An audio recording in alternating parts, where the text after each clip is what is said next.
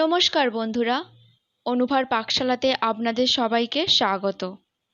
নিত্য নতুন রান্নার ভিডিও নিয়ে আবারও চলে এসেছি। আজ চলে এসেছি কাতলা মাছের একটি অসাধারণ রেসিপি নিয়ে। আর এমন রেসিপি গরম ভাত কিংবা পোলাওয়ের সাথে খেতে কিন্তু একেবারে দুর্দান্ত লাগে। শুধুমাত্র সাধারণ কয়েকটি ঘরোয়া উপকরণ থাকলেই খুব সহজে আর খুব তাড়াতাড়ি তৈরি করে নেওয়া যায় এমন সুন্দর মাছের রেসিপি। চলুন তাহলে দেখে নেওয়া যাক আজকের এই মাছের রেসিপিটি বানানোর জন্য একটি পাত্রের মধ্যে 5 পিস কাতলা মাছ নিয়ে নিয়েছি। এখন এই মাছের মধ্যে দিয়ে দিলাম পরিমাণ মতো লবণ আর দিয়ে দিলাম পরিমাণ মতো হলুদের গুঁড়ো। লবণ আর হলুদের গুঁড়োটা দিয়ে মাছগুলোকে খুব ভালো করে মেখে নিচ্ছি।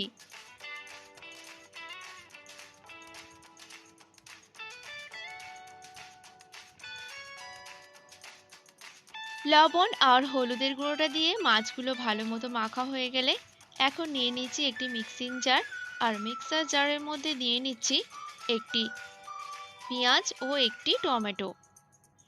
এখন পেঁয়াজ আর টমেটোটা ভালো করে পেস্ট করে নিয়েছি।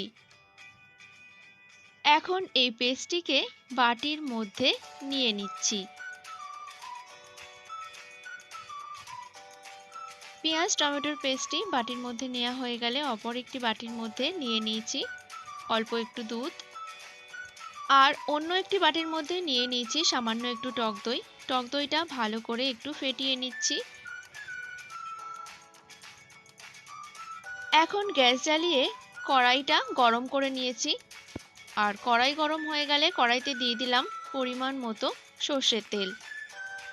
দেখুন সর্ষে তেলটা খুব ভালো মতো গরম হয়ে গেছে, আর এই গরম তেলের মধ্যেই দিয়ে দিচ্ছি লবণ ও হলুদ মাখানো মাছগুলিকে।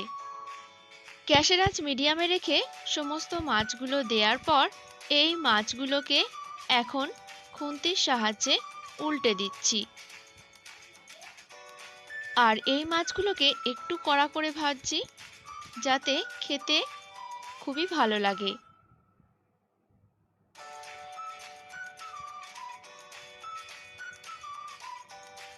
দেখুন প্রথম ব্যাচের মাছগুলো আমার কিন্তু খুব সুন্দর করে ভাজা অলরেডি প্রায় হয়ে গেছে।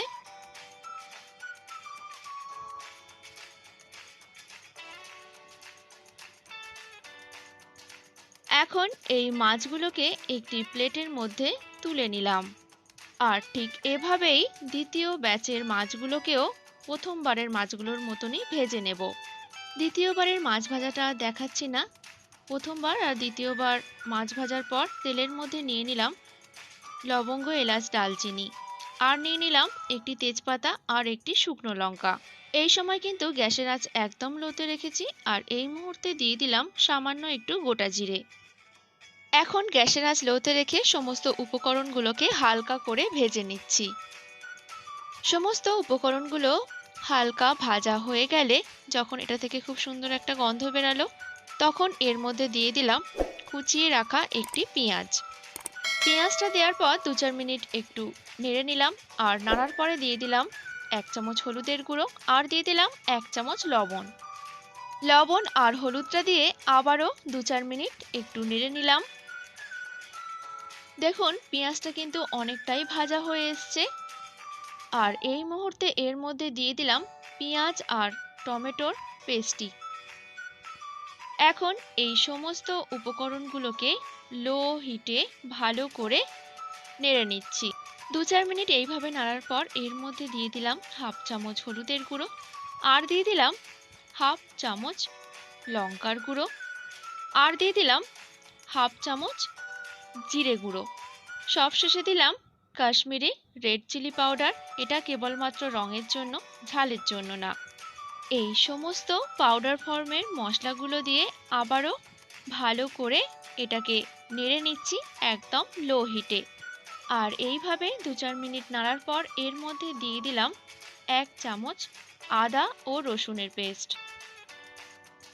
আদা ও রসুনের পেস্টটা দিয়ে সমস্ত মশলাগুলোকে খুব ভালো করে কষিয়ে নিচ্ছি।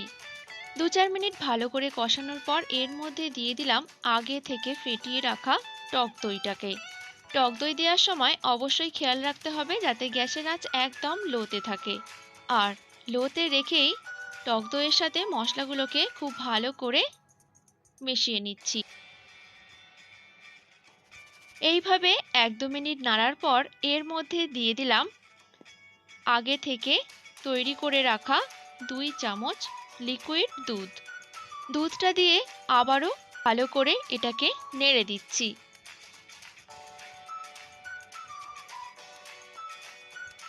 আমার মশলা কিন্তু খুব সুন্দর কষানো হয়ে গেছে। এখন দেখুন মশলা থেকে তেল ছাড়তে আরম্ভ করেছে। আর ঠিক এই মুহূর্তে এর মধ্যে দিয়ে দিলাম আগে থেকে গরম করে রাখা জল। জলটা দিয়ে আবারও একটু ভালো করে নেড়ে দিলাম। দেখুন 5-6 সেকেন্ড পর জলটা ভালো মতো ফুটতে আরম্ভ করেছে। আর ঠিক এই মুহূর্তে এর মধ্যে দিয়ে দিলাম ভেজে রাখা মাছগুলোকে। মাছগুলো দিয়ে গ্যাসের আঁচ মিডিয়াম হিটে করে দিয়েছি। আর এভাবেই 2-4 মিনিট ভালো করে একটু ফুটিয়ে নিচ্ছি। 2-4 মিনিট পর এর মধ্যে দিয়ে দিলাম 2টো চেরা কাঁচা লঙ্কা। আপনারা আপনাদের পছন্দ মতো মানে আপনারা যেমন ঝাল খেতে পছন্দ করেন সেটা ভেবে প্রয়োজনীয় ঝাল অবশ্যই এর মধ্যে ইউজ করতে পারেন।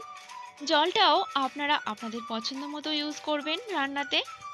শেষ মুহূর্তে এর মধ্যে দিয়ে দিলাম স্বাদ বুঝে লবণ। আর লবণটা দেওয়ার পর দিয়ে দিলাম সামান্য একটু চিনি, সব মশলাগুলোকে ভালো মতো ব্যালেন্স করার জন্য। আর চিনিটা দেওয়ার পর এর মধ্যে দিয়ে দিলাম সামান্য একটু ঘি আর সামান্য একটু গরম মশলা গুঁড়ো। ব্যাস, রান্না একেবারে কমপ্লিট। এখন রান্নাটিকে একটু নেড়ে দিয়ে তারপর গ্যাসের নব অফ করে এটাকে 5 মিনিটের জন্য ঢাকা দিয়ে তারপর এটা আমি পরিবেশন করব। তৈরি হয়ে গেছে অসাধারণ স্বাদের দুধ কাতলার রেসিপি। আর এমন রেসিপি বাড়িতে তৈরি করে নেওয়া একেবারে ইজি। শুধুমাত্র ঘরোয়া কয়েকটি উপকরণ থাকলেই খুব সহজে আর খুব তাড়াতাড়ি তৈরি করে নেওয়া যায় এমন মজাদার একটি রেসিপি। এই রেসিপিটি গরম ভাত কিংবা পোলাওয়ের সাথে একেবারে দুর্দান্ত খেতে লাগে। রেসিপিটি যদি আপনাদের পছন্দ হয়ে থাকে তাহলে এমনভাবে অবশ্যই একবার আপনারা ট্রাই করতে পারেন। আশা করছি বাড়ির সকল সদস্যের খুবই ভালো লাগবে। কমেন্ট করে অবশ্যই আমাকে জানান রেসিপিটি আপনাদের কেমন লাগলো। ভিডিওটি যদি আপনাদের ভালো লেগে থাকে তাহলে লাইক, শেয়ার, কমেন্ট করতে একদমই ভুলবেন না। আর আমার সকল বন্ধুদের কাছে চ্যানেলটি সাবস্ক্রাইব করে নেওয়ার অনুরোধ রইল। পাশে থাকা বেল আইকনটি অবশ্যই প্রেস করে দেবেন যাতে এই চ্যানেলের নতুন আপডেটগুলো খুব সহজে আপনাদের কাছে পৌঁছে যায়।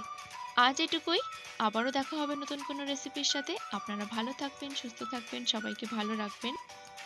ধন্যবাদ।